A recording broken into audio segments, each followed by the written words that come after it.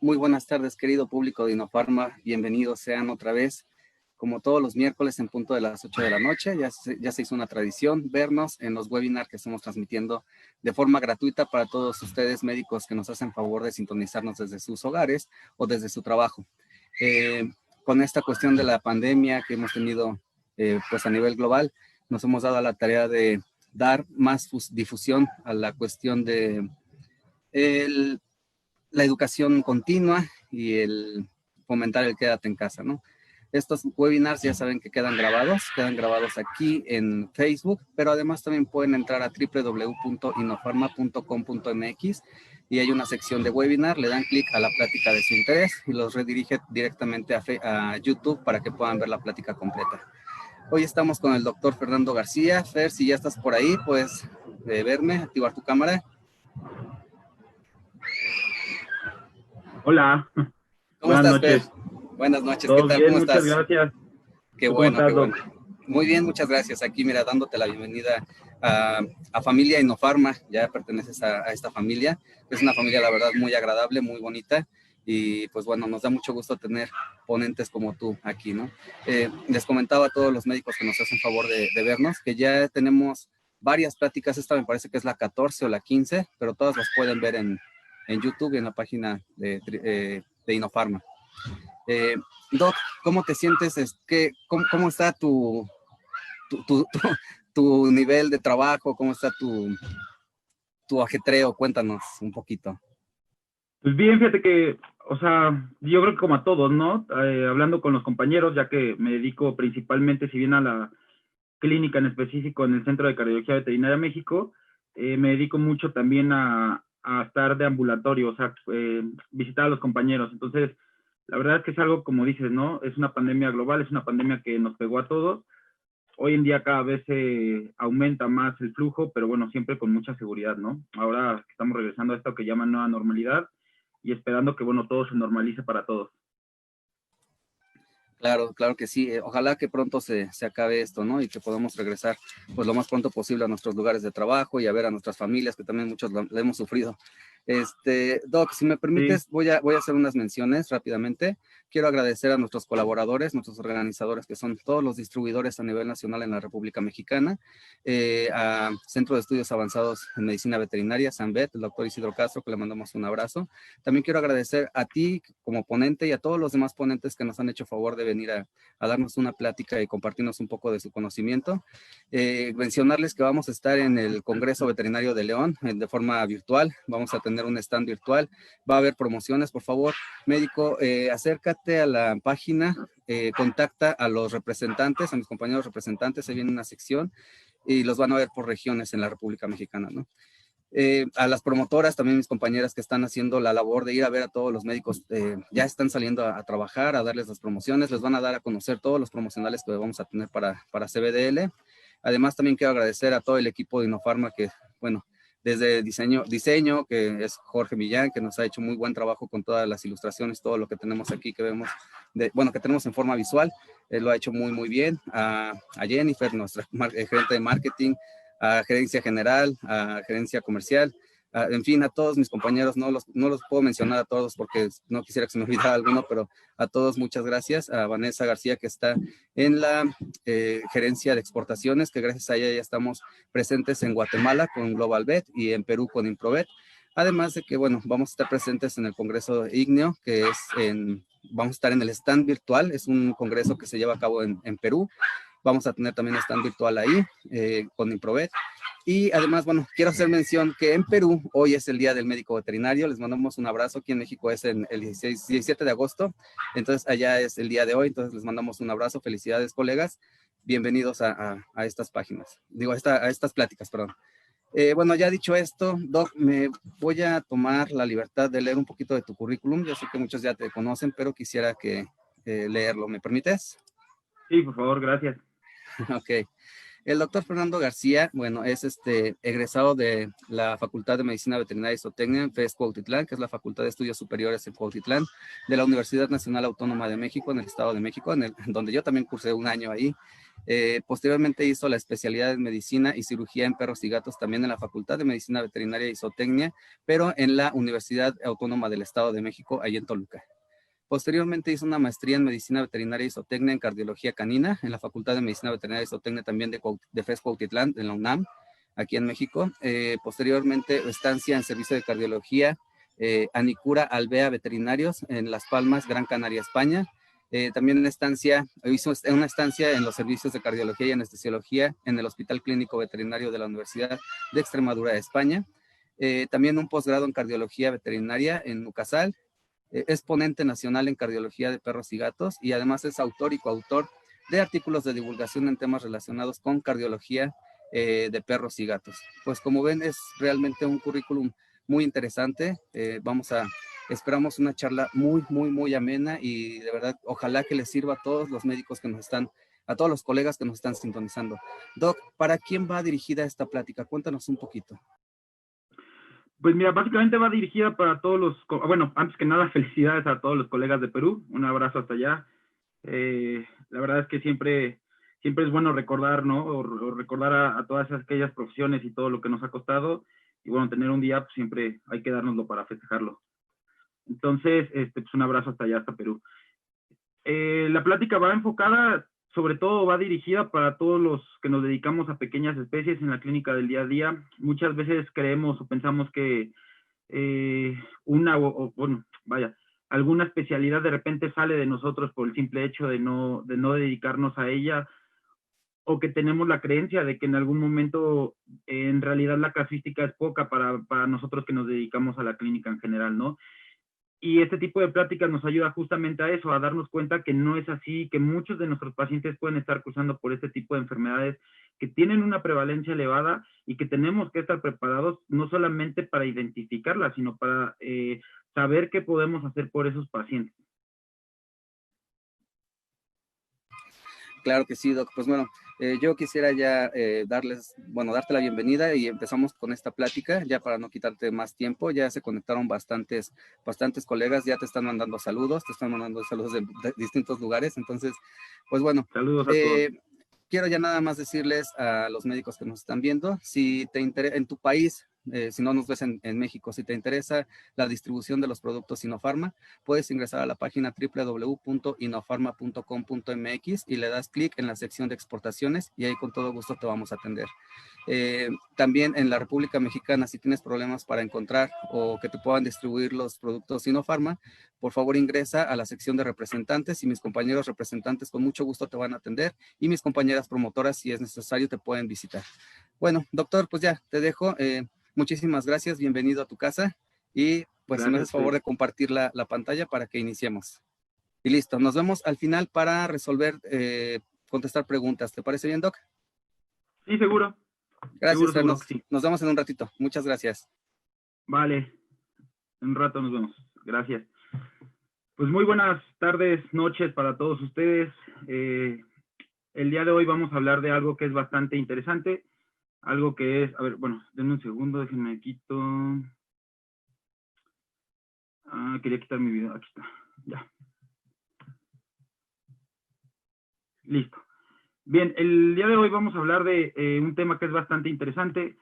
Es un tema que muchas veces no tomamos en cuenta en primera instancia y es un tema que en muchas ocasiones pensamos que solamente está destinado a ciertas partes de la República, a ciertos lugares o a ciertas enfermedades muy exclusivas o muy específicas, y que de repente nos da dolores de cabeza y nos podemos dar de topes, ¿no? Cuando decimos, ¿por qué no mejora el paciente? ¿Por qué no mejora el paciente? Tiene esto, yo ya sé que tiene esto, pero ¿por qué a pesar de que yo ya di un tratamiento, ya sea médico o farmacológico o quirúrgico, por qué ese paciente sigue empeorando?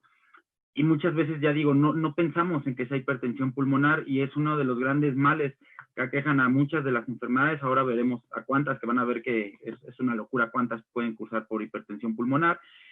Pero sobre todo que el pronóstico es muy malo, muy malo, que son pacientes que el deterioro muchas ocasiones cuando nosotros los tomamos ya es demasiado tarde y la verdad es que llega un punto en el cual es frustrante porque no podemos ya hacer mucho por ello.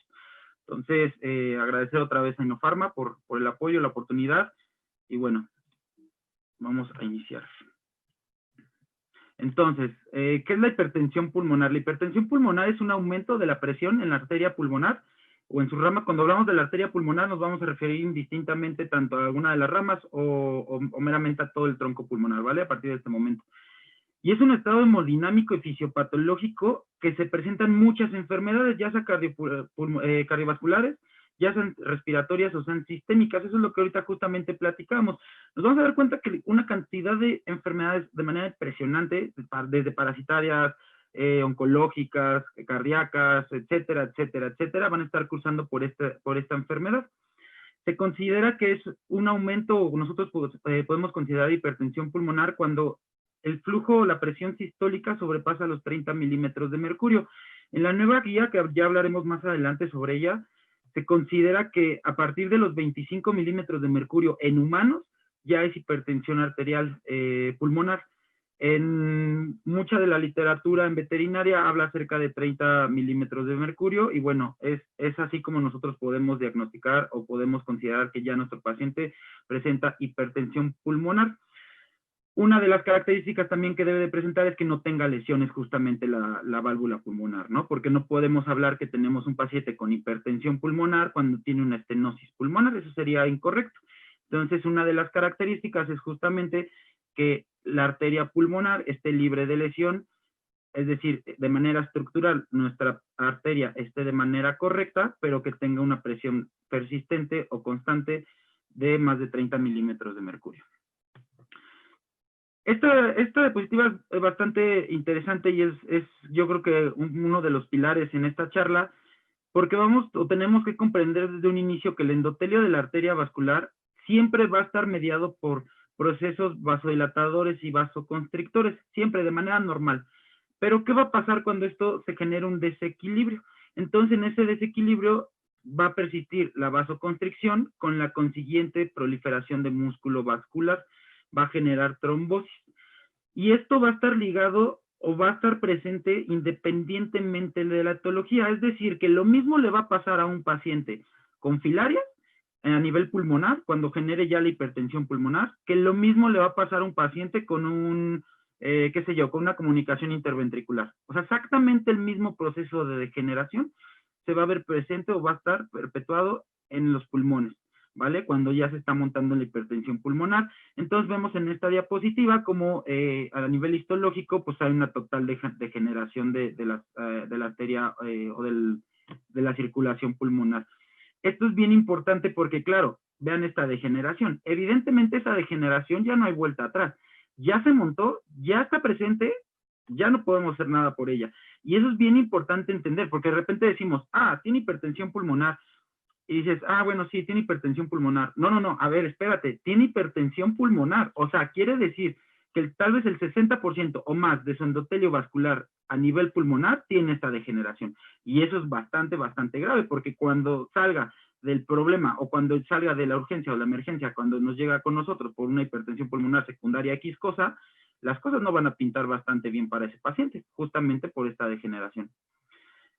Antes de seguir avanzando dentro de la fisiología, vamos a recordar algunas de estas cosas que pues no nos gustan mucho, pero que son bien importantes, ¿no? Que son estos biomarcadores o estas cosas, biomarcadores, estos mediadores químicos, los cuales nos van a ayudar a comprender no solamente qué es lo que está pasando, sino también la importancia del tratamiento, porque vamos a ver que tampoco vamos a tener para muchos lugares hacia donde inclinarnos en cuestión del tratamiento.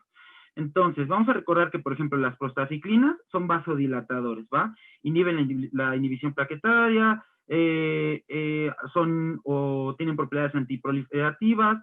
El óxido nítrico es sumamente importante como vasodilatador.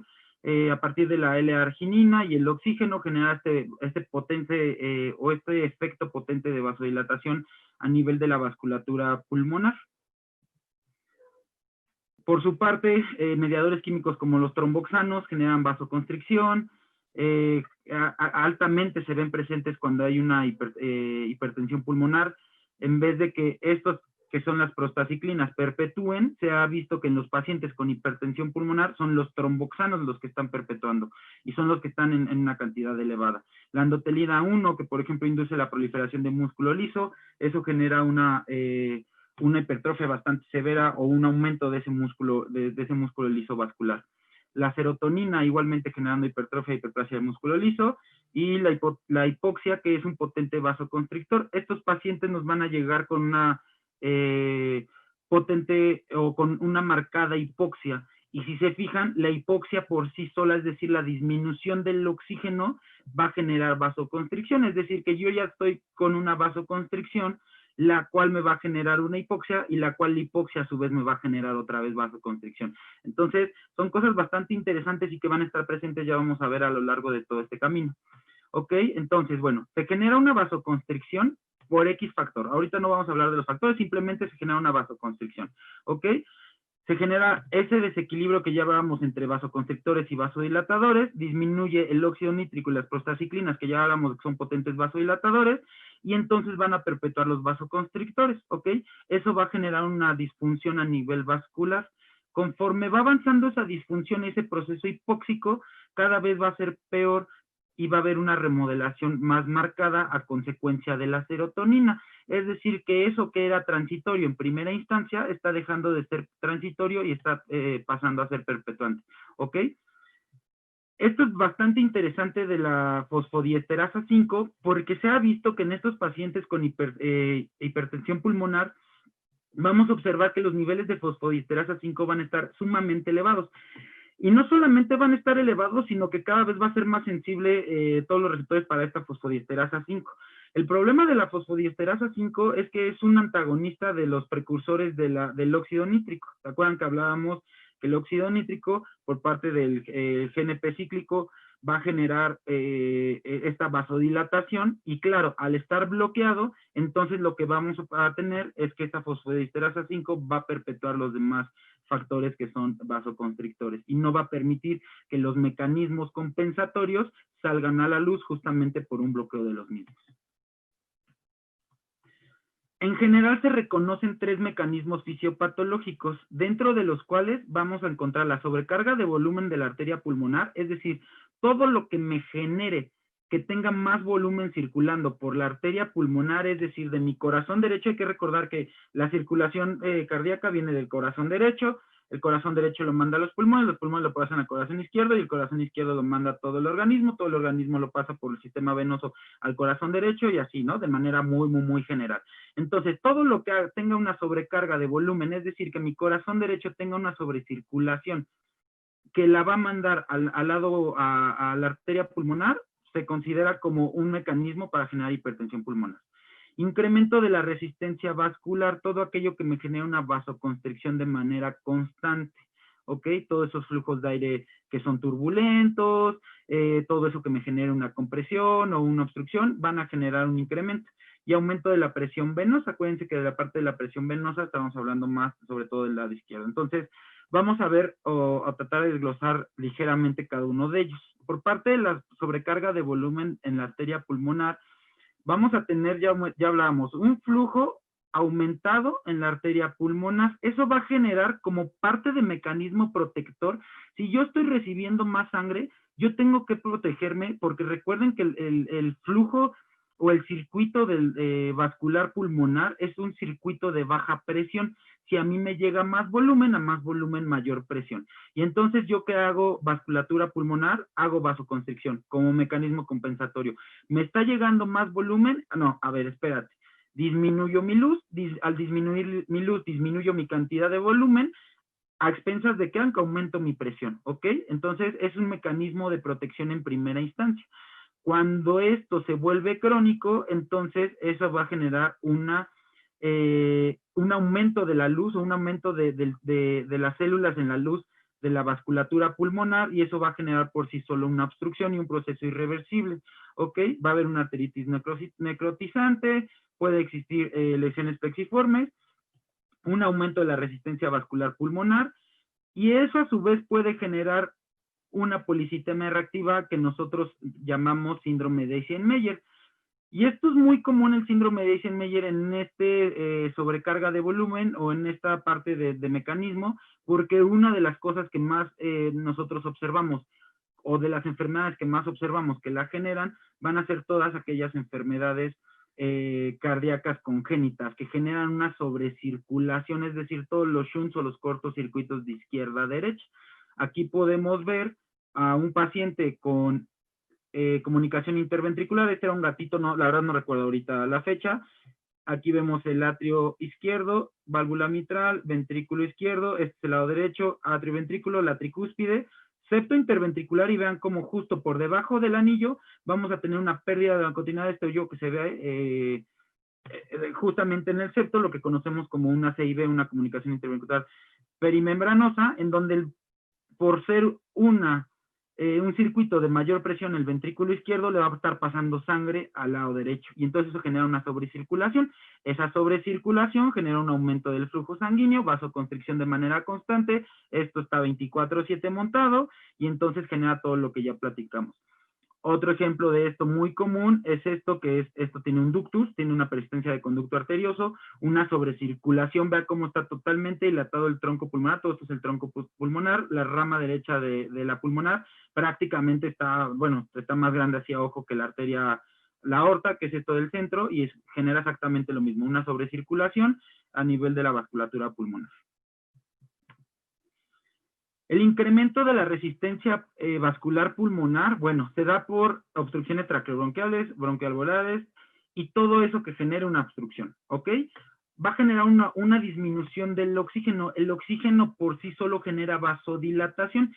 ¿Se acuerdan? Y retomando todo lo que hemos platicado, que genera la hipoxia, pues vasoconstricción. Esa vasoconstricción de manera perpetuante aumenta la resistencia vascular pulmonar, justamente por todos los mediadores que ya hablábamos, la liberación de muchas sustancias que van a generar un aumento de la cantidad de células a nivel endotelial vascular pulmonar, y entonces va a generar una hipoxia crónica, en donde vamos a ver todo este mecanismo una y otra vez que se repita. ¿Cuál es el principal o los principales pacientes? La clásica ejemplo, estos perros, los braquicefálicos, ¿no? Respiran, bueno, que pobres animales dan lástima, respiran muy mal, y entonces eso va a generar una hipoxia con un aumento de la resistencia vascular pulmonar, justamente por ese aumento de ese tono turbulento que generan este tipo de pacientes.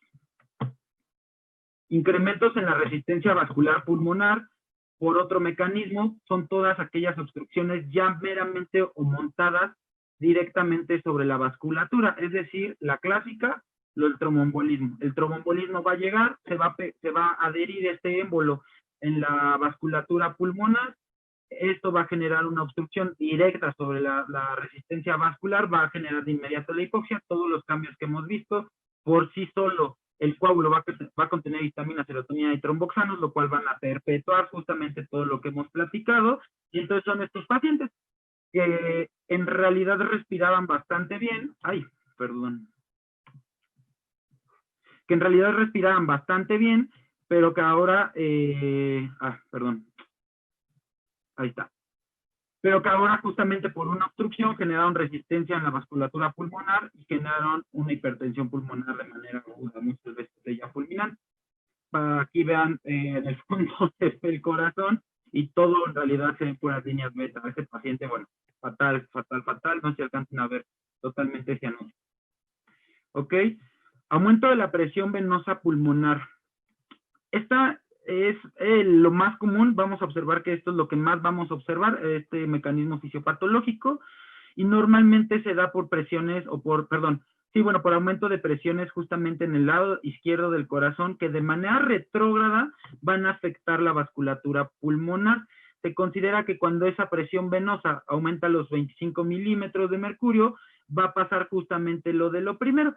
Yo tengo un aumento de la presión, pero ahora es postcapilar, y ese aumento de la presión va a generar una vasoconstricción refleja en toda la vasculatura pulmonar como mecanismo de protección para esa bomba de baja presión, ¿no? Cuando se perpetúa por enfermedades como esta, una mixomatosa que da miedo, vean el prolapso de la mitral, vean el tamaño del atrio, o sea, casi todo el lado derecho del corazón lo puedo meter en este atrio izquierdo, pues evidentemente generarán una hipertensión pulmonar severa. Se van a activar mecanismos del sistema nervioso simpático, sistema renina-angiotensina-aldosterona, la fosfodiesterasa 5 en grandes cantidades, y péptidos natriuréticos se van a ver disminuidos, ¿vale? Entonces, la proliferación de células endoteliales y la proliferación de esas mismas musculatoralis a nivel endotelial vascular, pues van a generar un aumento de la resistencia vascular pulmonar. Es decir, si se fijan, estamos en retroceso. Ya estamos con el último, que es un aumento de la presión venosa, que generó una vasoconstricción, que fue del primer mecanismo que hablamos, y ahora también ya estamos hablando del segundo mecanismo, que es el aumento de la resistencia vascular pulmonar. Todos, cada uno de ellos van de la mano, pero es como los dividimos. ¿Ok? Esto es lo que ahorita platicábamos. Desde el punto de vista epidemiológico, tanto en humanos como en perros, se considera que la hipertensión pulmonar, la causa número 1 va a ser una disfunción diastólica o sistólica del lado izquierdo del corazón, ¿va? Y aquí es lo que ahorita bueno, cuando hablábamos en un inicio, platicábamos acerca de que es una enfermedad, o hacia quién iba enfocada, me preguntaba el doctor, y que de repente son enfermedades que no pensamos que nosotros las podemos ver en la práctica, en nuestra práctica diaria en nuestra clínica. Les voy a dar un ejemplo, ¿va? Se considera que la hipertensión pulmonar principal, ya platicamos, en humanos y en perros, la principal causa es por una falla cardíaca izquierda, ya sea sistólica, esto es una cardiomiopatía dilatada, o ya sea diastólica, esto es una enfermedad mixomatosa. Vean el tamaño de este atrio. Esto es de las peores que yo he visto. Es un atrio que, bueno, de verdad tenía una relación atrio izquierdo a aorta de 3.5, una cosa así, una verdadera locura, ¿va? Entonces, ¿por qué es bastante importante? Bueno, se considera que la enfermedad mixomatosa, esta enfermedad la van a tener 8 de cada 10 perros, repito, 8 de cada 10 perros a partir de los 10 años y que pesen menos de 20 kilos. 8 de cada 10 perros. Ahora les pregunto yo a ustedes, ¿cuántos perritos ven de más de 10 años que pesen menos de 20 kilos? Les apuesto que va a ser una cantidad exorbitante en su práctica del día a día. Y los estudios han demostrado que el 39%, por ejemplo, en este estudio que es del 2015, el 39% de los pacientes con mixomatosa B2 o estadio C, según el ACVIM, bueno, clasificación ACVIM, van a tener hipertensión pulmonar. Pero existen otros estudios en donde han reportado desde el 14 hasta más del 50% de prevalencia en enfermedad mixomatosa. Es decir, que de esos 8 de cada 10 perros que van a tener mixomatosa a partir de los 10 años y menos de 20 kilos, por lo menos 4, bueno, vaya, hasta 4 de ellos van a tener este tipo de enfermedad. Y les repito, son padecimientos que de repente decimos, ay, ¿sabes qué? Es que sigue súper mal porque ya está controlada la mixomatosa, ya está estadificado, ya está esto, ya está aquello, pero el paciente sigue desmayando, el paciente sigue cianótico, el paciente sigue con esto, sigue con aquello, y a veces no pensamos en esto, ¿va? Y vean la prevalencia. Y aquí, como dice, la supervivencia se ve totalmente afectada con pacientes con hipertensión pulmonar a todos aquellos pacientes, perdón, los que no tuvieron hipertensión pulmonar, que el tiempo de sobrevida fue de 758 días, versus menos de 500 días con hipertensión pulmonar acompañada, bueno, secundaria a una mixomatosa, ¿va? Aquí voy a hacer hincapié otra vez en esa parte que platicamos en un inicio, en tomar en cuenta, y si se fijan, nunca hemos hablado hasta este momento de hipertensión pulmonar primaria o hipertensión pulmonar idiopática. Si bien existe, y ya lo veremos en la clasificación, pero siempre que nosotros tengamos un paciente con hipertensión pulmonar, preguntarnos por qué la tiene, ¿ok? Entonces, a partir de este año, en el 2020, en el Journal de Medicina Interna se generó el ACVIM Consensus para el diagnóstico, clasificación, tratamiento y monitoreo de la hipertensión pulmonar en perros. Aquí les dejo, es un Open Access, entonces lo que basta nada más es teclear ya sea esto o el DOI y lo pueden descargar. Es una lectura de 25 páginas, entonces, bueno, ahí viene. La verdad es que está bastante bien resumido, pero bueno, no es una lectura tan ligera como otras cosas, ¿no? Justamente a partir de ahorita vamos a empezar a hablar mucho de lo que habla el ACVIM, ¿ok? Y lo que vamos a empezar es con la clasificación, ¿vale? Para los que no conozcan, acá les pongo una foto de los rascacielos más importantes en la Ciudad de México, actualmente de los más importantes, pues Paso de la Reforma. Y bueno, nada, solo como comentario para que no se me estén durmiendo. Y ya les digo, vamos a iniciar con la clasificación. Entonces, la clasificación que propone el LACBIM, antes del LACBIM nosotros teníamos una clasificación modificada de los humanos, pero en esa clasificación de humana de cinco grupos, no tomaban en cuenta los parásitos. Al menos acá en Ciudad de México, nosotros hablar de filarias, la verdad es que es como un mito, es como hablar de unicornios, porque no tenemos las condiciones climáticas y geográficas para nosotros o para que nuestros pacientes puedan llegar a tener filarias. Para los compañeros que viven en las costas, pues evidentemente será algo que yo pondría como número 1 dentro de mis diagnósticos presuntivos cuando tengo hipertensión pulmonar, ¿va? Entonces, por eso es que justamente se hace esta clasificación ACVIM para veterinaria, en donde ya tenemos 6 grupos. La primera va a ser la arterial. Se considera que es idiopática, hereditaria, por shunts congénitos, toxinas o fármacos que pudieran estarlo generando. ¿Se acuerdan de los shunts, de estos mecanismos de fisiopatología? Bueno, pues aquí se considerarían como tipo 1, ¿va? Enfermedad cardíaca izquierda serían la clasificación de tipo 2, es decir, la hipertensión pulmonar tipo 2 va a representar a todas aquellas hipertensión pulmonar que van a tener un origen cardíaco izquierdo. Ya platicábamos acerca de la prevalencia, de que hasta hay artículos o hay autores que han reportado hasta el 50% de la misma en enfermedad mixomatosa, y estas caen aquí. Mixomatosa, dilatada, estenosis aórtica, estenosis subaórtica, endocarditis bacteriana, displasia mitral, estenosis mitral, etcétera, etcétera, etcétera, ¿va? El tipo 3 es enfermedades respiratorias, que se considera que también es una de las principales, repito, hablando en lugares que no tenemos de manera endémica los parásitos. Si estuviéramos hablando de lugares que tenemos de manera endémica los parásitos, ya estamos hablando de otra cosa, ¿va? Pero punto 1, enfermedad mixomatosa, y punto 2, yo creo que nos iríamos con enfermedades respiratorias. Díganme cuántos pacientes ven braquicefálicos. ¿Cuántos de ellos ya tienen síndrome de braquicefálico? ¿Vale?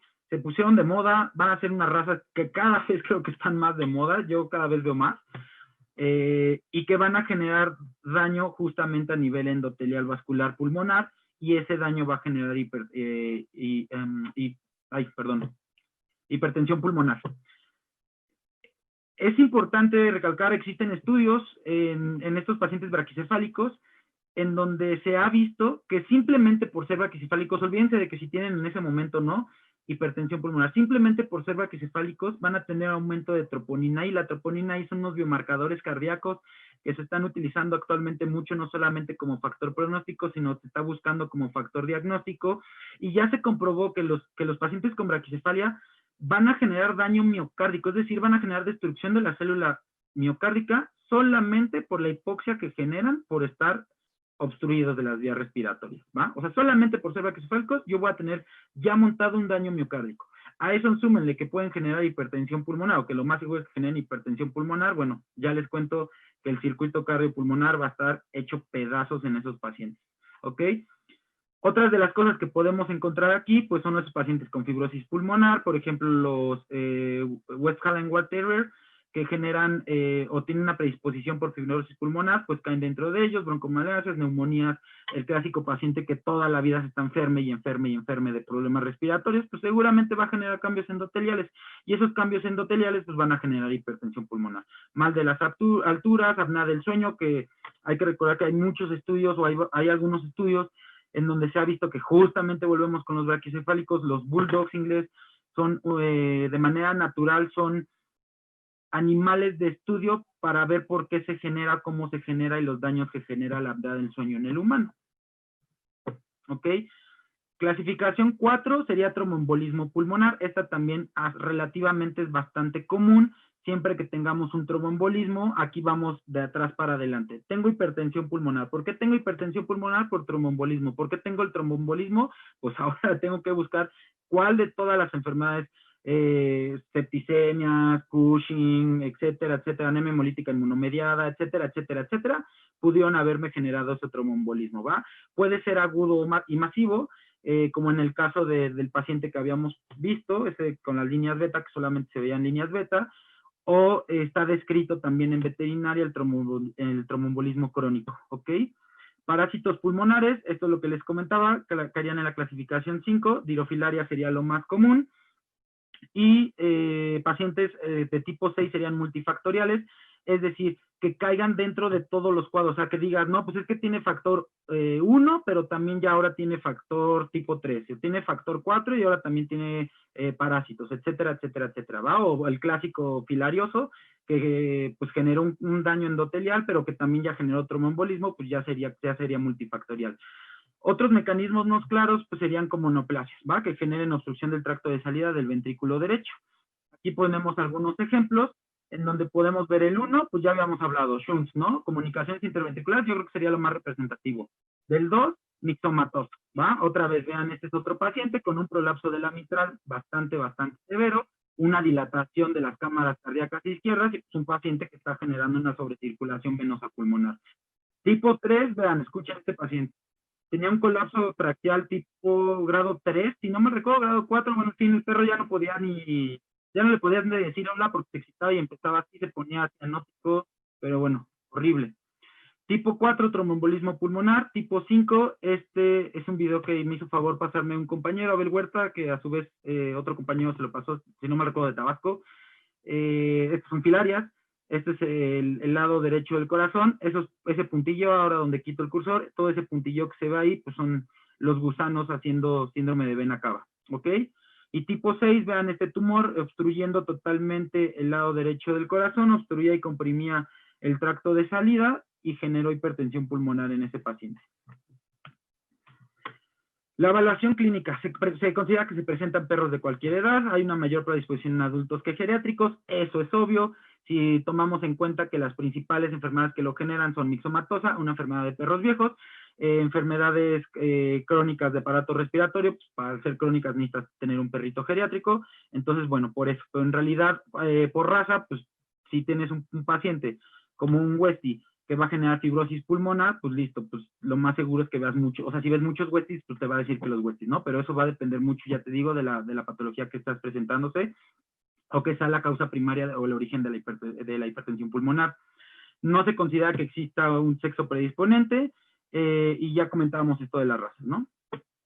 Los signos clínicos del LACVIM considera que los signos clínicos altamente sugestivos son síncope, distrés respiratorio posterior inmediatamente pasando después del ejercicio e insuficiencia cardíaca congestiva derecha. Todos los signos de insuficiencia cardíaca congestiva, ascitis, patomegalia, distensión de las yugulares, bla, bla, bla, bla, son altamente sugestivos de hipertensión pulmonar.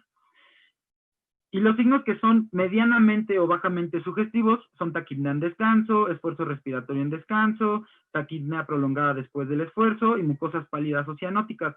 Recuerden que mucho va a tener que ver de esos signos clínicos el porqué de la causa, ¿no? Muchos dirán, no, es que yo he visto pacientes con hipertensión pulmonar y todos tienen taquipnea en descanso, ¿no? Taquipnea en reposo. Claro, pero es por una mixomatosa. Evidentemente mi mixomatosa pues va a generar todos los mecanismos que ya conocemos, una taquipnea en descanso, y de ahí que viene, ¿no? Pues que se considera, por ejemplo, acá levemente y un síncope altamente. Pero bueno, ya digo, va a depender mucho de la patología desencadenante.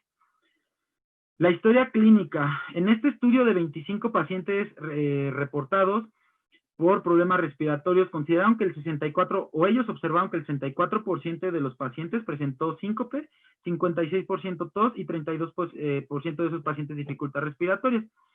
Esto lo vieron en enfermedades de este tipo, fibrosis pulmonar, enfermedad inflamatoria respiratoria, etcétera, etcétera. Otros reportes hablan de una incidencia de 30% presentaron tos, disnea y letargia, 23% síncope. Vean cómo aquí cambia totalmente de este 64% a este 23% de síncope. Intolerancia al ejercicio fue lo que más vieron ellos. Incluso en humanos, una de las pruebas que se realiza es una prueba de esfuerzo en banda por 6 minutos. Y bueno, tiene que ver mucho con factores pronósticos, factores de buen pronóstico, etcétera, etcétera. El diagnóstico. El diagnóstico se basa en identificar la causa de la hipertensión pulmonar. Yo creo que eso es sumamente importante y es algo que de lo cual hemos estado repitiendo y hemos estado insistiendo en que nosotros tenemos que estar bien conscientes que ese diagnóstico tiene que ir enfocado no solamente a tener en cuenta o a considerar la hipertensión pulmonar, sino que ese diagnóstico tiene que estar encaminado a ir más allá y buscar la causa del por qué se generó esa hipertensión pulmonar. Yo ahora ya sé cómo se divide o cómo se clasifica la hipertensión pulmonar por su origen, y entonces dentro de mi diagnóstico debo de incluir esas pruebas para diagnóstico de mi origen, ¿ok? Entonces, el examen físico general puede ser un paciente normal, así literalmente normal. Puede estar corriendo, es más, les pueden decir, acabo de llegar de un maratón y el paciente está cruzando por inicios de hipertensión pulmonar, ¿vale? No es lo mismo el paciente que está en inicios al que ya está en una fase bastante avanzada, ¿ok? Soplo en la válvula tricúspide, ya insuficientes signos de insuficiencia cardíaca congestiva, como la citis, la distensión de las yugulares o el pulso yugular positivo, disnea, pacientes cianóticos, etcétera, etcétera, etcétera. Y aquí, antes de empezar con todas las pruebas que podemos llegar a hacer para ya abordar a nuestro paciente, porque ya vimos que el examen físico general en realidad no nos dijo absolutamente nada, tenemos que ser bien claro, y esto es algo que está en las guías tanto de veterinaria o en la guía del 2020 de veterinaria, como en todas las guías de humanos. La cateterización cardíaca derecha es el gold estándar para el diagnóstico de hipertensión pulmonar. En pocas palabras, si no hacemos cateterismo cardíaco derecho, solamente podemos decir que nuestro paciente está en riesgo alto, moderado o ligero de presentar hipertensión pulmonar, pero nunca voy a estar seguro al 100% de que mi paciente tiene o tuvo hipertensión pulmonar, ¿vale? ¿Cuál es el problema del cateterismo? Muchísimos. Una, el costo. No es un procedimiento económico, es un procedimiento que en cardiología veterinaria México debería estar rondando alrededor de los 30,000, 35,000 pesos. Es un procedimiento que no en todas las partes se realiza. Nosotros tenemos la oportunidad de hacer este tipo de procedimientos desde hace ya 3 años, pero que hasta donde es de mi conocimiento en ninguna otra parte de México, por ejemplo, se realiza. Entonces, si me tocó estar en, qué sé yo, en Baja California, en Cancún, en X parte, y necesito hacerle un cateterismo para saber si tiene hipertensión pulmonar o no mi paciente, pues las cosas van a estar un poco difíciles, ¿va? Entonces les voy a explicar a grandes rasgos cómo se hace este procedimiento, el cateterismo. Les presento al doctor Benjamín Macuil, es nuestro sensei, es nuestro gran maestro de cateterismo, de intervencionismo en cardiología veterinaria México. El doctor Benjamín es cardiólogo pediatra y él, bueno, nos enseña todo lo que lleva ya muchos años y le ha costado aprenderlo para nosotros poderlo hacer en los perritos, ¿va? Es un procedimiento mínimamente invasivo, hacemos un abordaje en la yugular. Ese abordaje en la yugular nos permite llegar al lado derecho del corazón, montarnos sobre la arteria pulmonar. Ya una vez sobre la arteria pulmonar, con un catéter de Swan-Ganz, que es esta cosa que está del lado derecho, esta punta roja se conecta a algo que le llamamos domo. El domo lo único que hace, o lo que hace, es transformar la señal de presión justamente a valores numéricos en el monitor, en el multiparámetros, y con este baloncito que está aquí en la punta, se infla justamente en la bifurcación de la pulmonar, y eso nos va a pedir o nos va a permitir justamente medir la presión de toda la rama de la arteria pulmonar. Y en ese momento ya decimos, pues tiene más de 30 milímetros de mercurio de sistólica, pum, ya, listo, tiene hipertensión pulmonar. No tiene eso, pues no tiene hipertensión pulmonar, ¿va? Pero ya comento, lamentablemente es un procedimiento, y así lo dice la guía internacional, incluso es un procedimiento que está limitado en países de primer mundo, está limitado para la mayoría de la población, ya hablábamos, no solamente por lo económico, sino muchas veces por lo geográfico, y que entonces dificulta todo, ¿va? ¿Qué es lo que sí podemos hacer y qué es lo que la guía recomienda que hagamos? Repito, no podemos diagnosticar hipertensión pulmonar si no hacemos cateterismo. ¿Qué podemos hacer? Enfocar o tratar de hacer pruebas diagnósticas encaminadas a que nos den un acercamiento o una aproximación lo más cercana al cateterismo, ¿vale? El laboratorio clínico puede salir nada, puede salir 1000 cosas. ¿De qué va a depender? Repito, de la causa que originó la hipertensión pulmonar. De entrada yo recomendaría hacerle pruebas sanguíneas, pruebas de orina.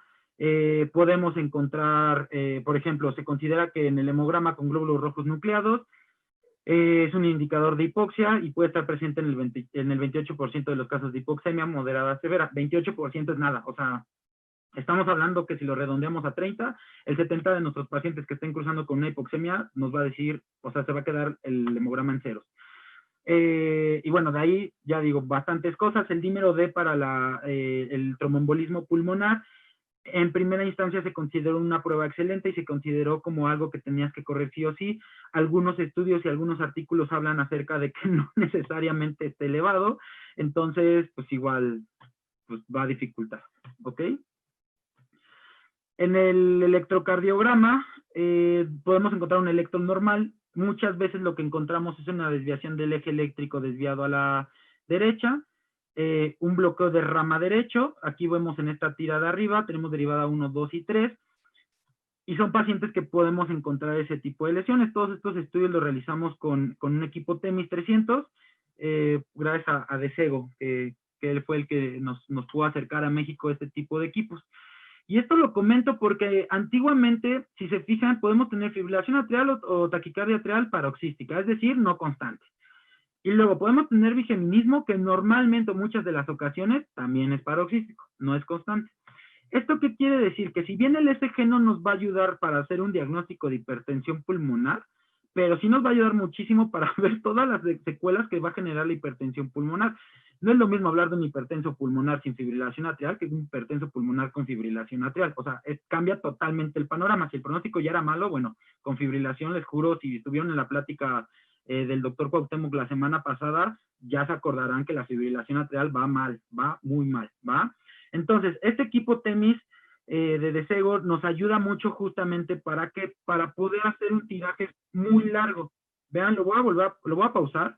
Vean cómo toda esta parte de aquí, todo este primer cuadro, nuestro paciente está en sinusal. Entonces, si yo le corro una tira, que esto pues, son 6 segundos, como una tira común y corriente en un electrón normal, pues voy a decir, mira, pues no tiene nada. Y de repente, como este equipo, claro, me permite no generar un gasto excesivo en cuestión de papel, y lo puedo tener ahí conectado horas en la computadora, de repente, este paciente me acuerdo mucho, los 3 primeros minutos iba bien, y de repente de la nada me tira esto, bigeminismo, unos complejos ventriculares prematuros totalmente derechos, y cuando los empecé a ver dije, bueno, o sea, ¿qué pasó, no? Pues hace 3 minutos estaba súper bien, y esto evidentemente va a perjudicar bastante al paciente. Miren, ahí se vieron otra vez como en los primeros minutos el paciente estaba todo en orden, y de repente empezó a soltar este bigeminismo.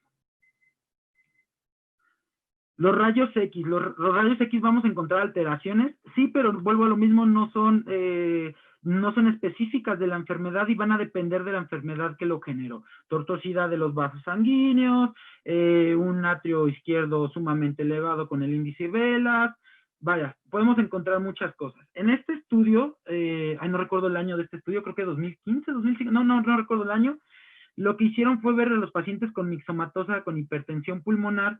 Lo que hacían era medir el eje largo, como este eje que todo el mundo conoce, que es el índice de Buchanan, a partir de la T4. Entonces, en la parte más ancha del corazón, vieron que si medía más de 5.2 cuerpos vertebrales, nada más la parte ancha, repito, entonces, justamente, pues esos pacientes tenían un alto riesgo de generar o tenían prácticamente 86% de posibilidades de tener hipertensión pulmonar. El contacto cardioesternal igual lo medieron, y si tenía más de 3.3 cuerpos vertebrales, volvemos a lo mismo, más de 85% de posibilidades de tener hipertensión pulmonar. Aquí va a jugar mucho, vuelvo a lo mismo, pues ¿por qué está enfermo el paciente? Si tengo yo un mal que me genere una cardiomegalia derecha, pues no necesariamente va a caer ese paciente en el 86%. Evidentemente ese paciente puede estar no cursando por una hipertensión pulmonar, ¿no? Que es lo que sale del estudio, pero bueno, ahí está reportado. Y repito, solamente es para mixomatosa, ¿va? El estudio solamente habla de eso, no habla de que si tiene filaria, si tiene este índice, no. Si tiene tromboembolismo, no. Solamente habla de enfermedad mixomatosa. ¿Ok? La ecocardiografía ha tomado un papel sumamente importante no solamente en cardiología, lo ha tomado, ustedes lo saben perfectamente, en todas las áreas de la medicina. Cada vez son más precisos en cuestión de las medidas, los programas que tienen los equipos. Cada vez tenemos acceso a equipos de mayor rendimiento y de una gama mucho más alta a la que antes teníamos. Y eso nos permite generar muy buenos estudios. Pero repito, esto yo no lo digo, esto lo dicen las guías. Debemos de tener en cuenta las limitaciones del ecógrafo, ¿ok? Sobre todo del Doppler. Va a tener inexactitud, va a tener variabilidad e imprecisión, en todas las ecografías en los pacientes para estimar la presión de la arteria pulmonar, ¿ok? ¿Qué quiere decir? Que podemos encontrar una serie de artículos enorme, y ahorita los vamos a ver, muchos de ellos, no todos, evidentemente, que nos hablan de cómo diagnosticar la enfermedad por ecocardio, pero que al final te dice que la ecocardiografía va a ser un método diagnóstico limitado porque es operador dependiente. Y que muchas veces no es lo mismo que la haga Fernando García, Cuauhtémoc Gutiérrez, a Barbosa Mireles, ¿ok? Entonces, esas limitantes son las que no tiene justamente el cateterismo, ¿ok? Entonces, la ecocardiografía, repito, en la guía, acá está la guía del 2020, nos dice que la podemos usar, que la usemos, pero que solamente nos va a dar, vean aquí, probabilidad de hipertensión pulmonar. Nunca habla de que es hipertenso o no. Habla de que probablemente sea hipertenso pulmonar de manera leve, intermedia o alta probabilidad de hipertensión pulmonar, ¿va? Esto lo hace por el gradiente de regurgitación tricuspidia que se va a presentar en la hipertensión pulmonar. Su corte que hicieron ellos fue arriba de los 3 milímetros de mercurio. Esto es importante entender porque muchos de los estudios hacen cortes a 2.5 o 2.8 milímetros de mercurio.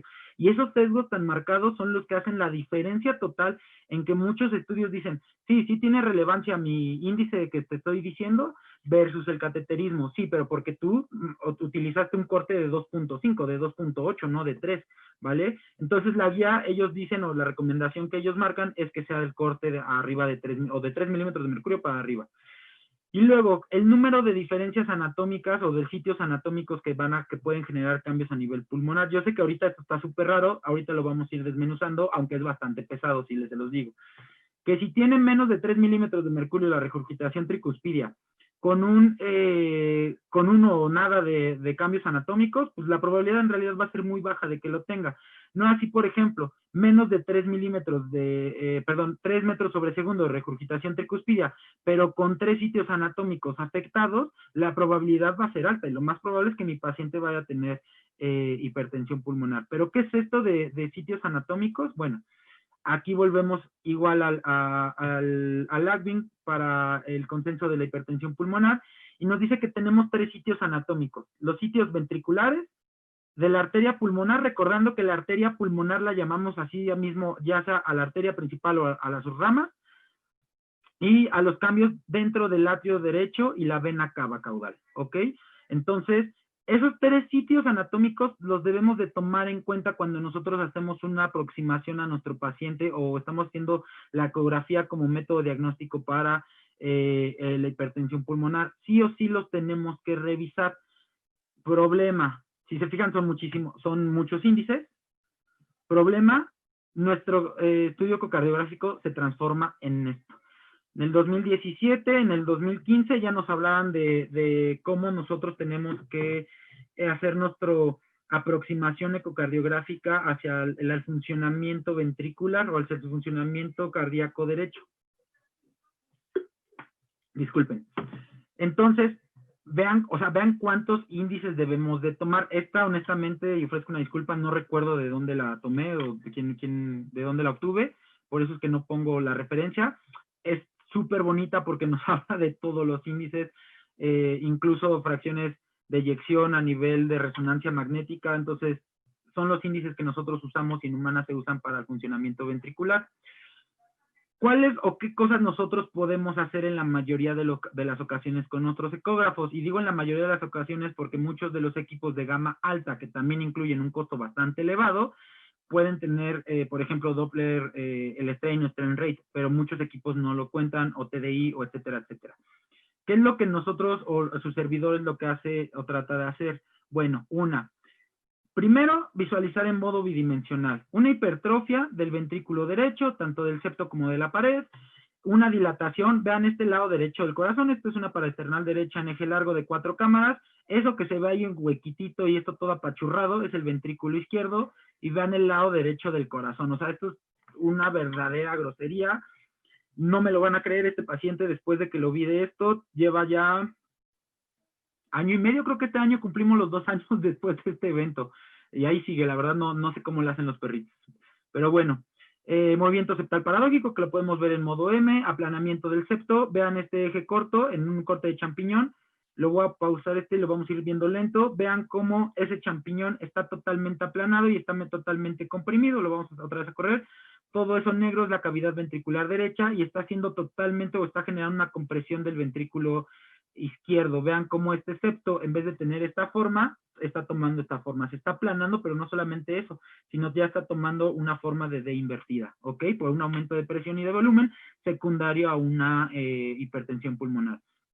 Este de acá, vean cómo esta es la rama de la arteria pulmonar. Aquí se ve la arteria pulmonar. Sé que no es la mejor toma, pero bueno, nos sirve porque se alcanza a ver la rama derecha de la pulmonar. En el centro vemos la aorta y se ve a simple vista que está más grande o está dilatada el tronco o la rama derecha de la pulmonar o el tronco principal pulmonar con respecto a nuestra aorta.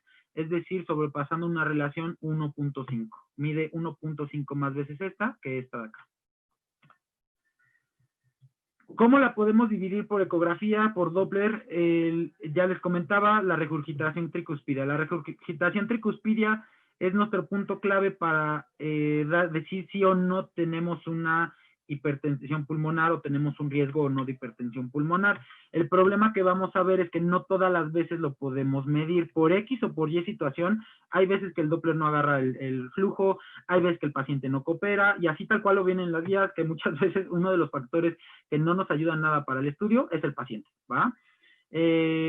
Por X o Y situación, ya digo, no lo podemos medir, pero no quiere decir que no tenga hipertensión pulmonar, simplemente no se pudo hacer por el ecógrafo, ¿ok?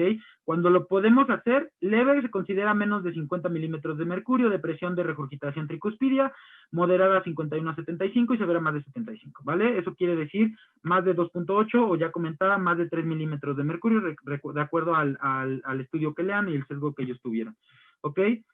Una regurgitación pulmonar de 2.2 metros sobre segundo también puede estar o ser sugerente de hipertensión pulmonar.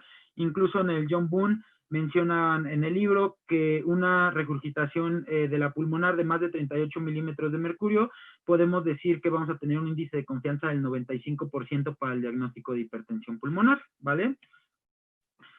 Otra de las cosas que podemos tomar en cuenta en ecocardiografía es el perfil. El perfil es decir, la forma del flujo de la arteria pulmonar. Este es el perfil 1. Vean cómo está redondito. Es decir, como es un flujo, es un circuito de baja presión, ese circuito de baja presión me va a dar un flujo muy parejito. El perfil 2, aquí no tendría hipertensión pulmonar, al menos es lo que se dice o lo que se piensa con, si lo basamos a nivel de perfil.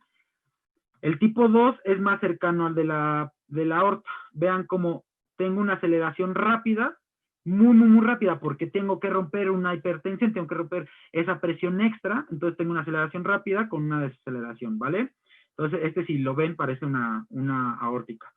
Y luego tenemos lo que se llama como notch, que es el de la hipertensión o el perfil tipo 3, el clásico que vemos en la hipertensión pulmonar. Este ya sería bastante sugerente y este pues casi que podemos decir que sí la tiene, ¿va? Vean cómo tengo una aceleración rápida, empiezo a disminuir, pero de repente otra vez tengo otro pico, ¿vale? Acá se ve mejor, empiezo a disminuir y otra vez tengo otro pico. Eso se presenta, o ese notch se presenta como, o se considera que es de la hipertensión pulmonar severa. Y aquí vamos con todo lo que nos dice que tenemos que medir la guía, ¿no? Por ejemplo, el TAPSE, que se conoce como desplazamiento sistólico del anillo tricuspidio. Todo esto que voy a empezar a hablar lo voy a pasar un poco relativamente rápido, porque en realidad nos habla de funcionamiento sistólico. Pero vamos a ir viendo que va a tener muchísimas limitantes. Por ejemplo, TAPSE, te dice que 100% sensible en hipertrofia severa cuando está disminuido, pero en leve y moderada no pasa nada, o sea, se quedan, o sea, es lo mismo tener una hipertrofia leve o moderada, perdón, una hipertensión leve o moderada en cuestión basándonos solamente en el TAPSE, que en un perro sano, ¿vale? En 99 perros con enfermedad mixomatosa, con y sin hipertensión pulmonar, no encontraron diferencias significativas en ambos cambios. Es decir, la enfermedad que más nos genera hipertensión pulmonar, que es la mixomatosa, no genera cambios con el TAPSE, ¿ok? Solamente en algunos estudios ya de manera severa sí podemos observar cambios en el TAPSE. La FAC o el cambio de área fraccional del ventrículo derecho, bueno, es una función cuantitativa sistólica del ventrículo derecho, como ya lo comentaba, lo menciona la guía internacional que nosotros lo debemos de medir, Igual hay estudios que dicen que sí, hay otros estudios que dicen que no, pero al final todos hablan que podemos o puede verse disminuida cuando tenemos una hipertensión pulmonar. La forma de sacarlo es en una apical, optimizando el lado derecho del corazón. El lápice debe de estar siempre en la misma zona. Vean cómo pongo ahí el cursor y siempre el lápice del lado derecho ahí va a estar. Y entonces tomo una, por planimetría, tomo en la parte diastólica, en la parte sistólica, hago esta cuenta que es la parte diastólica menos la sistólica entre la diastólica por 100, me debe de dar un valor y ese valor yo ya lo tomo en cuenta para decir si está disminuido o está aumentado. El índice de distensibilidad de la rama derecha de la arteria pulmonar, este es un índice que se ha puesto muy de moda por dos cosas. Una, es altamente reproducible y es una de las cosas que más sensibles nos puede llegar a aportar. Se considera que este índice con un gradiente de menos de 29.5, de 30%, nos puede dar una sugerencia de hipertensión moderada con una especificidad del 84 y del 95%. Es decir, que cuando yo tengo un RPA de un índice de distensibilidad de la rama derecha de menos del 30%, o sea, ese índice está disminuido, puedo llegar a decir o predecir que va a tener ese paciente una hipertensión pulmonar moderada. Les digo, este es bastante práctico porque es muy fácil de sacar. Si se fijan, estoy en una, de justamente de la arteria pulmonar, en un eje corto parasternal derecho, y lo único que hago es ver, aquí está la rama derecha, yo porque así se me enseñó, los compañeros, los doctores, la doctora que me enseñaron, lo hago en modo M, pero también aquí le puedo pausar, ahí, le puedo pausar el video, y entonces ir buscando justamente el momento exacto donde yo vea, ahí está, ¿no? Por ejemplo, momento diastólico, empieza a abrir la rama, mayor amplitud, momento sistólico, y entonces ya hago justamente lo mismo que hice con la faca, ¿ok?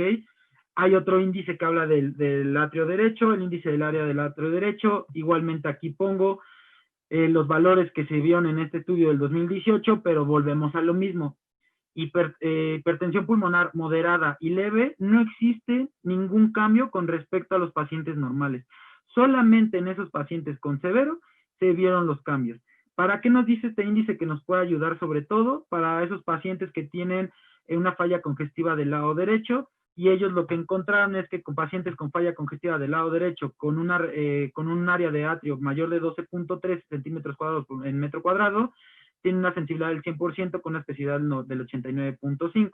O sea, es decir, que si esto me sale de índice, seguramente mi paciente va a estar en falla cardíaca congestiva y que va a ser un determinante la gravedad de la regurgitación tricúspida. Es decir, o sea, si nos sentamos y lo analizamos, pues tiene bastante lógica, se tenía que comprobar porque pues así la medicina basada en la evidencia, pero para la hipertensión pulmonar pues, no nos ayudó como mucho.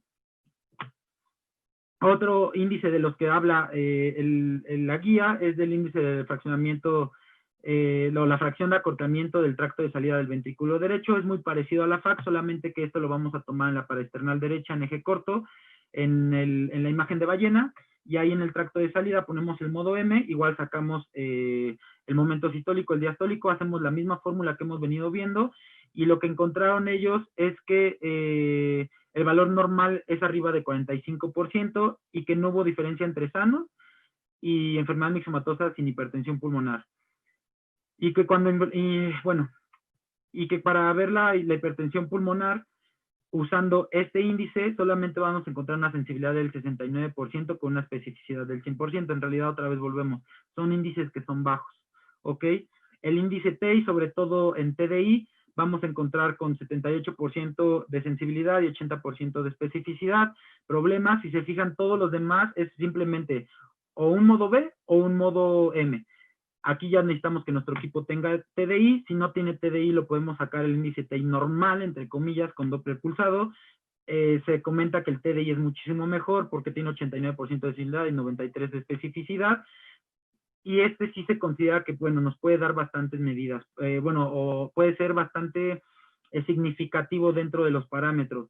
Problema, justamente los estudios dicen que es más difícil de obtener que el TAPSE, y que no está, o sea, que realmente lo que comentábamos, muchos ultrasonidos están limitados en obtenerlo, ¿ok? El valor de vena cava en el 2017 se postularon los valores, la misma guía dice que los tenemos que tomar, les invito a que den una leída, la verdad es que está bastante pesadito tomar estos valores, vaya, pesado porque no lo hacemos de manera cotidiana, sobre todo lo ocupan mucho los compañeros que hacen urgencias, pero bueno, también existen, ahí está el artículo para si quieren alguien sacar los valores y empezar a tomarlo en cuenta. Y todo esto fue ¿por qué? Porque la guía dice que todo eso se lo tenemos que tomar. Y entonces todo esto ya tuvo totalmente lógica. La regurgitación tricuspidia, el TAPSE, la vena cava, el TDI del anillo tricuspidio en su plano o en su pared libre, el índice TEI por parte del Doppler.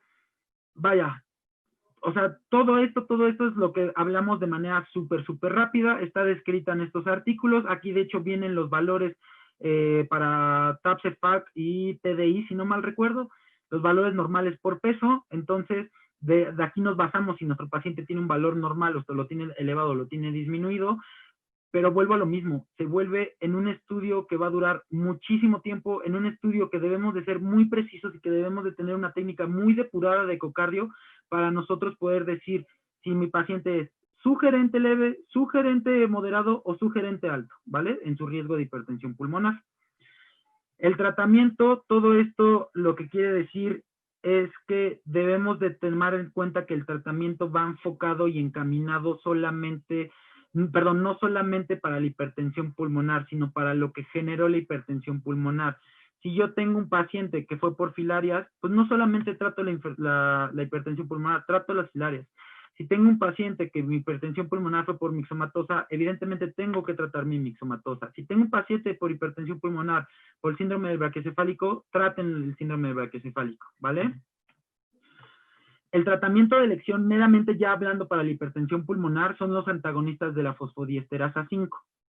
En específico, el más utilizado es el sildenafil.